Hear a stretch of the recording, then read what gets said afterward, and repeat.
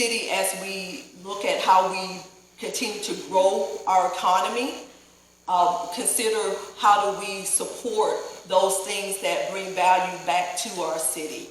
So, yes, I think the city can certainly benefit from funding the arts, the Legacy Center, just as we should with other programs that we love to take ownership of, but we don't particularly like to invest our resources in it. So I think we got to continue to look at developing our economy, growing our economy, so that all of these wonderful things that we see bringing value to our city can be funded. Would you like me to read it again, Bob? Yes, please.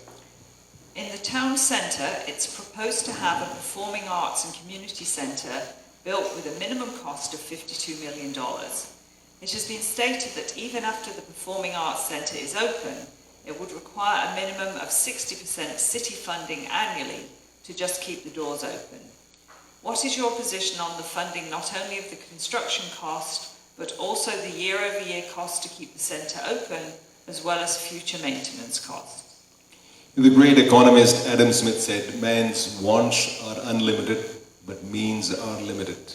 We are now in this quandary. I understand. Legacy is so critical. Long after we are gone, some artist from this legacy center should attain the fame of Michelangelo or Botticelli or similar artists. But how can we make it happen? Money is always an issue. We have to think innovatively.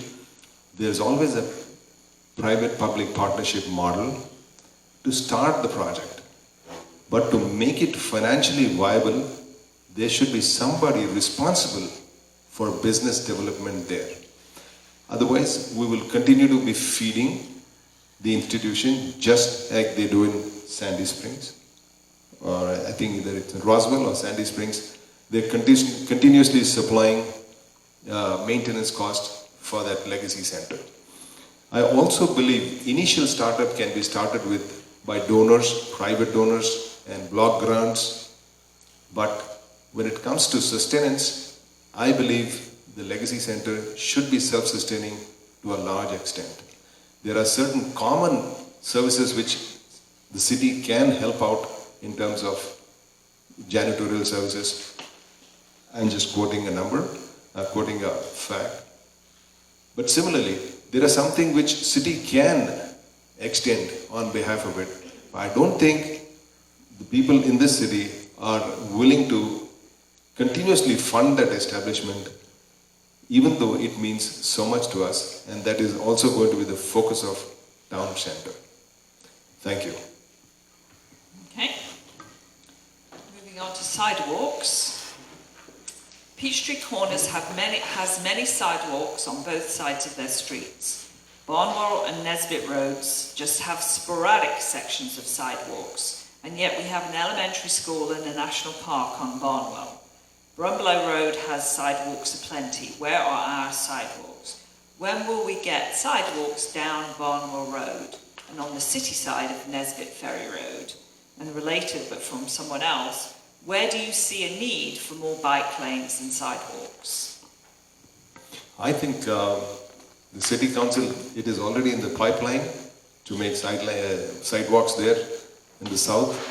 As far as bike lanes are considered, the topography of the place is such that it's very hilly and it's built up.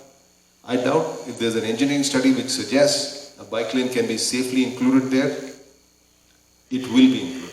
But at this point, just looking at the topography of it, seems to me that it is unlikely that such a passage, such space can be carved out from the existing roads. Thank you. Okay, Sandra. Peachtree Corners has many sidewalks on both sides of their streets. Barnwell and Nesbitt roads just have sporadic sections of sidewalk, and yet we have an elementary school and a national park on Barnwell. Brumbelow Road has sidewalks aplenty. Where are our sidewalks? When will we get sidewalks down Barnwell Road and down the city side of Nesbitt Ferry Road? Where do you see a need for more bike lanes and sidewalks? Well, I happen to love sidewalks because I enjoy walking, don't do it half as much as I need to, but perhaps if we had more sidewalks on Barnwell, I would. And so I happen to live on Barnwell and have some good news. Part of the development of the traffic, the lanes being expanded there at Barnwell and Holcomb Bridge, where they're going to create the, and this is part of the T-Splosh, where they're going to create the turning lane to the left, and you'll have a second turning lane where you can either turn left or go straight, and then you'll have a designated right turn lane, and the lights will be resynchronized and all of that. Well, because that's a city and DOT project, DOT funding is going to allow for sidewalks to continue down a large part of Barnwell, which is wonderful because the part where it's going to cover, if you know where Rivermont and River Ridge is, so it's going to come all the way up to River Ridge. So that doesn't address the full extent. I do think we need to continue, especially where there are elementary schools, to put sidewalks because public safety is very important. And we also, my husband is a biker, and my biggest concern when he's riding his bike, whether he used to ride it to work or just around for enjoyment, was he was riding in traffic, and I was always concerned.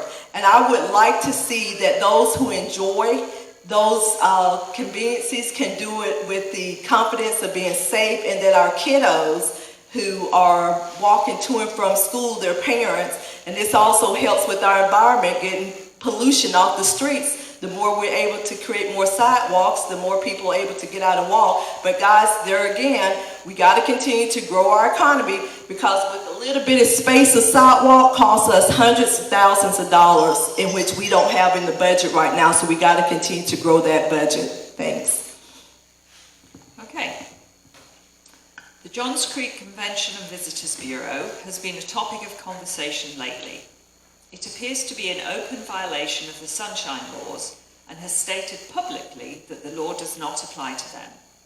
Based on this, do you support continuing the relationship with the Johns Creek Convention and Visitors Bureau, or would you support bringing this in-house and putting it under the control of the Johns Creek Economic Development Director?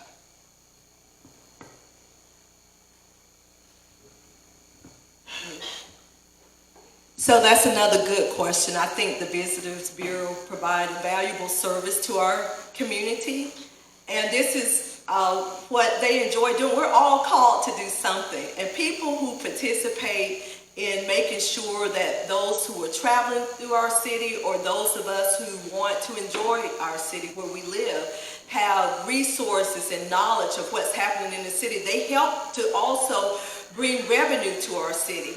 So I'm not sure of how the discussions have gone to try to mediate what's happening right now, but I would hope that we can come to some type of resolution where we can keep good partners intact, because I do think that the Visitors Bureau would be a good partner for us.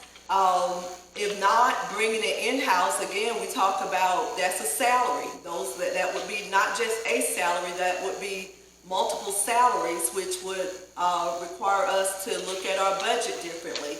And so, yeah, I think that we need to really just try to mediate that relationship and see how we can keep good partners. Okay. Bob? The Johns Creek Convention and Visitors Bureau has been a topic of conversation lately. It appears to be an open violation of the Sunshine Laws and has stated publicly that the law does not apply to them. Based on this, do you support continuing the relationship with the Johns Creek Convention and Visitors Bureau, or would you support bringing this in-house and putting it under control of the Johns Creek Economic Development Director? My take on any department is, if it can be outsourced, especially to the citizens who are stakeholders and skin in the game, I think we should be proud of that fact. CBB here in particular, they have only one part-time paid consultant there. They got about 3-4 people who are working avidly. As far as What has happened previous 6 months ago about sunshine laws, I'm not a party to that, and I can't comment on that. But to get it into the city requires some serious thinking, because Norcross, Duluth, every other city insists on having a CVB. The reason is because the citizens are involved in that. Citizens who live in that place are involved in how to promote that city. So if it was a paid position coming into the city, then, we are paying for that, which means additional revenue needs to be generated. So therefore, it needs to be a little more than a cavalier yes or no, getting it in board. Personally, I believe if the CVB's dealings are extremely transparent, my understanding is that the city clerk conducts their meetings. So I do not know where the ball was dropped about the sunshine laws, but I don't think at this point, if we have fair amount of oversight with them and their operations, I don't see any need for them to come inside our city government. Okay, changing tack one more time. I'm concerned about transportation needs of the blue-collar workers who have to travel to Johns Creek. For example, house cleaners, caregivers, hospital workers, teachers' aides, etc., in order to serve the needs of Johns Creek residents. Not all of them have automobiles. Many need public transport such as MARTA buses. What do you propose in order to help these workers travel efficiently in order to serve the needs of the Johns Creek community? Just an objective study of MARTA shows it is highly underused. If we were to extend MARTA into our neighborhoods, it will be another exercise. We are paying for something very few people are using. Now look at it. Is it a different trend from what we are doing? Half the city is commuting to Atlanta. If you're in Manhattan, nobody lives there.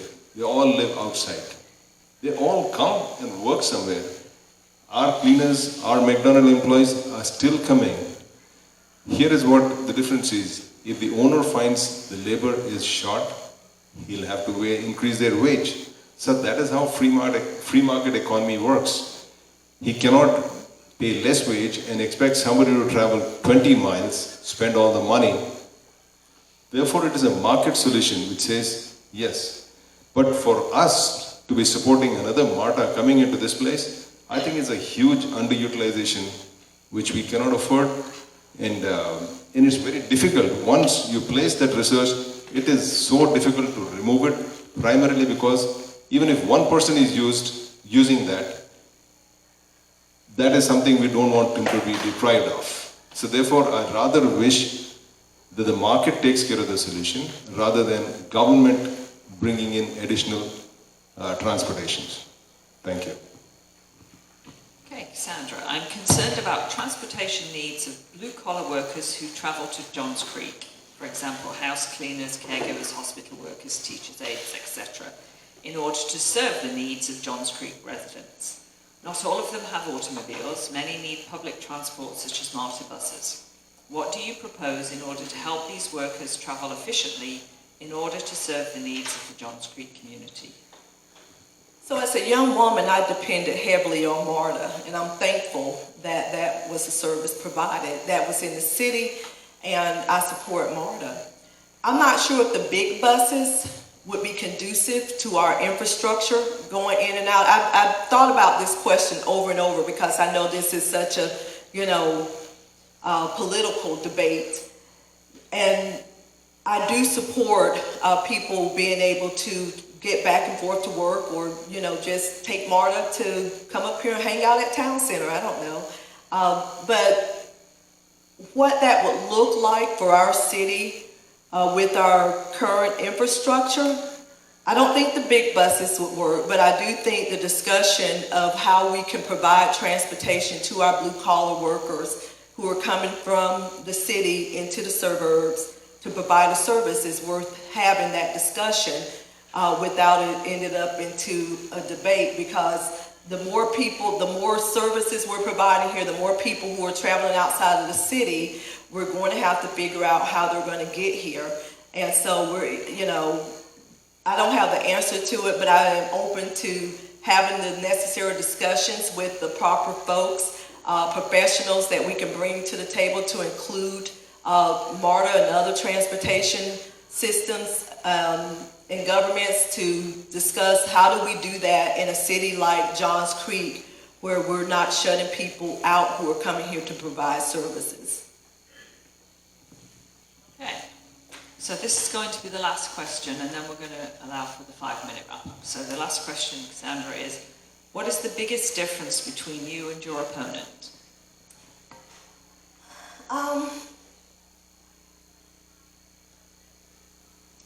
I'd like to start by saying I think one of the things Bob and I have in common, put it up to my mouth. I'd like to start with one of the things I think Bob and I have in common, in which I commend you, Bob, and that is our willingness to want to serve you. I think that's very important. I know how tough that is to put yourself out there on the front line, so I think that's something that we share.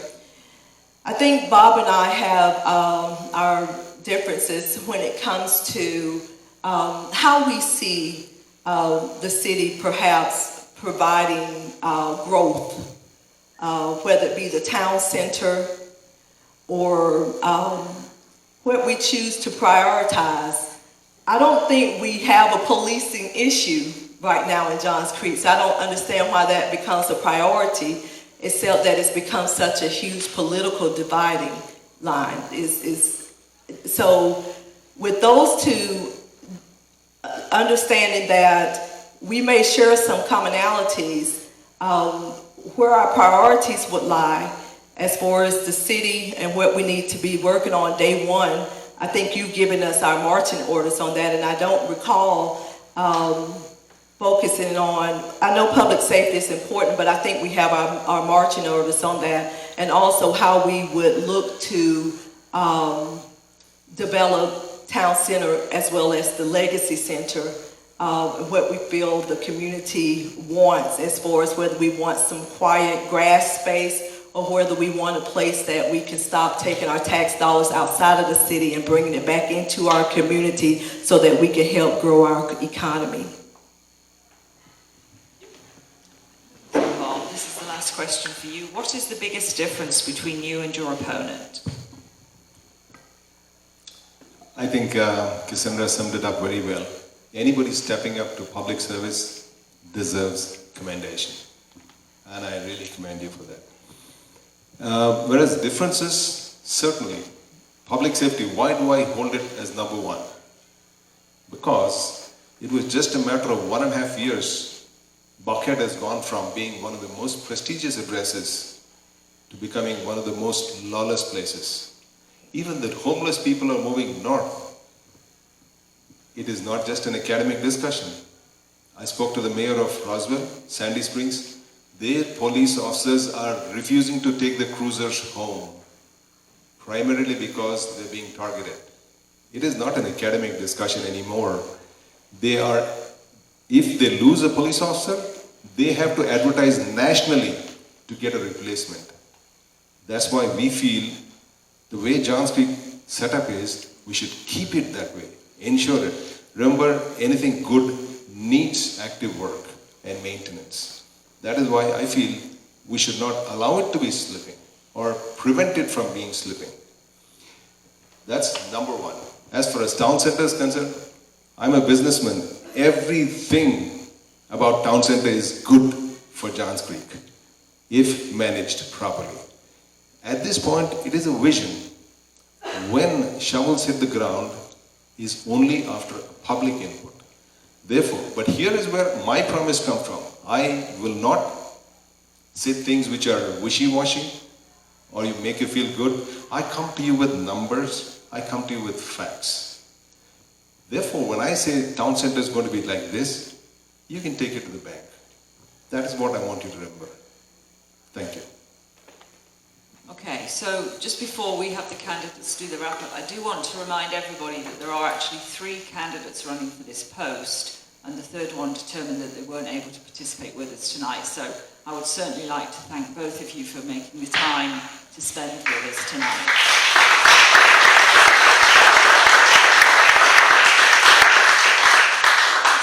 So Bob, if you would like to give a 5-minute wrap up, thank you.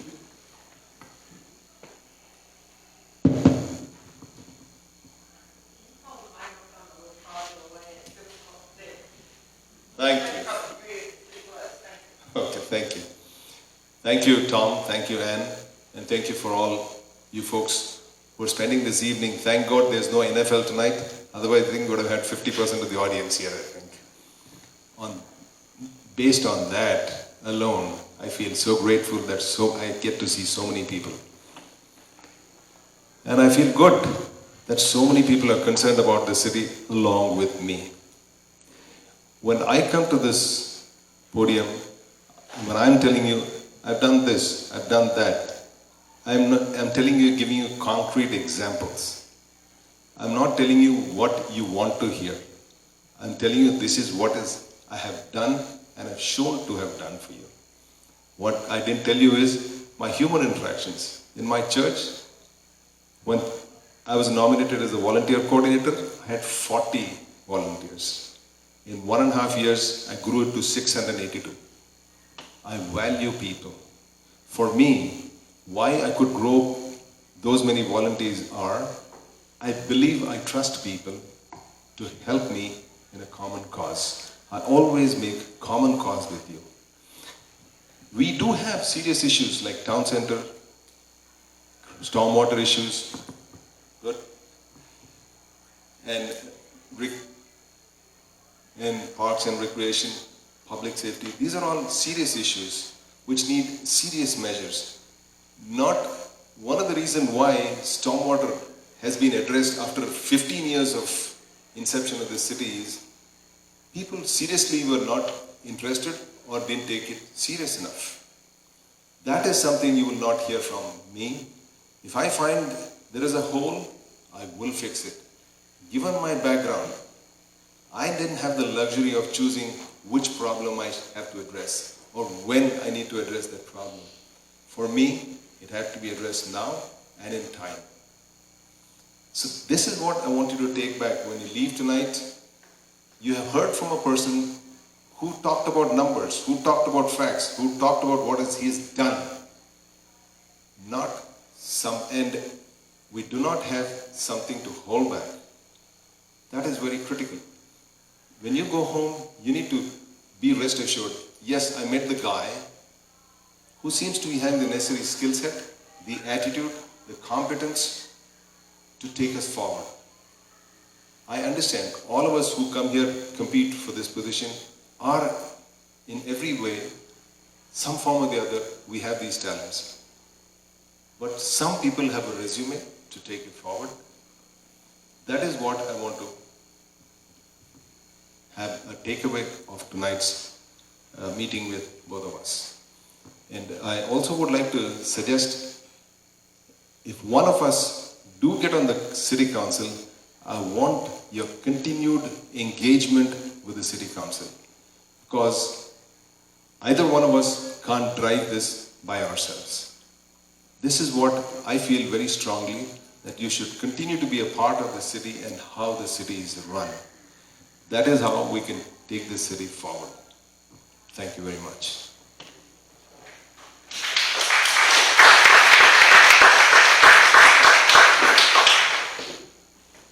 Hey, Sandra, thank you. Again, thank you so much, Bob, for being here, and Tom and Ann, and for all of you for spending your Tuesday afternoon, the first day of early voting. How about that? And we're here having a discussion. I'm glad that it's not a debate, because for me, this is what we should be having at City Council, is different views, different concepts, everybody bringing their ideas to the table to figure out how are we going to grow Johns Creek to a better future. I believe that we can. Yes, Bob and I may have differences about how we get there, but I think the fact of the matter is that we agree that we all want to see Johns Creek in a better place. Nobody wants to see our infrastructure failing with our stormwater utility that is bound to break any day now if we don't do something about it. It's old. I don't know about you, but I'm aging myself, and it's kind of difficult to bend things the way I used to bend them, and so we have to do proper maintenance. That's why sidewalks are important and bicycle lanes are important. Building out our infrastructure so that our community can enjoy being here in Johns Creek. It's not just about having our big, beautiful homes and living in our areas where we're comfortable, but it's really about enjoying the community that we live in. How do we get there? No, I can look on the city's website and pull out everything that they've already decided. I've read the comprehensive plan. I've read the strategic, the 5 points. I met with our budget director. I could pull out the numbers, but the fact of the matter is we already have that information. But where we're headed now with this election, you're going to have 4 new city council members and you're going to have a new mayor. Regardless of who you vote for, there's going to be a huge shift there on council. And you're going to need someone there making decisions on your behalf who won't be biased. Each of us come from different party affiliations. It's what it is.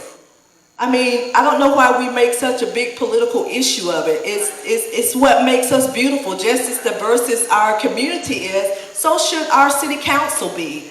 Because that's when you get the best of ideas on behalf of the community. But what you will need, and I learned this when I served my first board meeting as a school board representative. There were decisions that I had to decide that as best I tried to prepare myself, we had met with city staff to try to bring us up to date on all the hot button issues. But there were some that came that I just simply was looking at like, wow, this is serious. So day one, we're going to have to make a decision on your behalf. And you need a representative who has the experience to make that decision. I'm the only one in this race with governance experience who knows how to look at a budget, make sure that we're raising the right questions so that we can get the right response from staff without attacking our staff. We pay these folks a lot of money. We do nationwide searches to bring the best talent to us, and yet we disregard their advice. We disregard the fact that mutual respect is warranted. And so in me, you have a person that, whether you vote for me or not, I'm going to work for Johns Creek. That's what you're electing someone to do, to try to help develop our city into a place where we have a more sustainable future. We can build on what we have. Yes, I'm proud that we chose to live here. March 2020, we made a decision to live right here in Johns Creek because of the unique values that we saw. But if we don't do something to sustain that in a very real way, we're going to be a has-been. And none of us want that. We got to protect our property value, but keeping people out isn't the best way to do that. Figuring out how we can open our doors where it's unique to our city, where it doesn't deprive us of our comfortabilities and our conveniences, where we can continue to be proud of what we built here, is the way that we're going to have to look at doing it, in my opinion. And I promise you this, I will work with each and every one of you. I will always listen to you. Because as I listen to you, that is the way that we're going to develop the best community for all of us.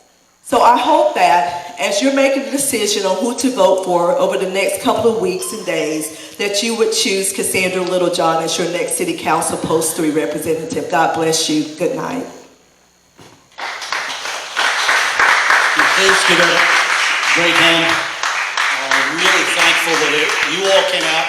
Also thankful that these candidates decided to participate. To me, I've learned over the years of doing this that this is the only way you're going to find out who people are, what they're about, and you really get answers to your questions. Not mine, your questions. So I thank you all for participating. Thursday night will be the last of these series, and it will be for post 1, and it will be Lee Hurd Tucker and Dilip Tunke. I invite you all to come out if you want, or you can go online to NB Debate series@gmail.com. Send me a question, or if you come here, fill out a card.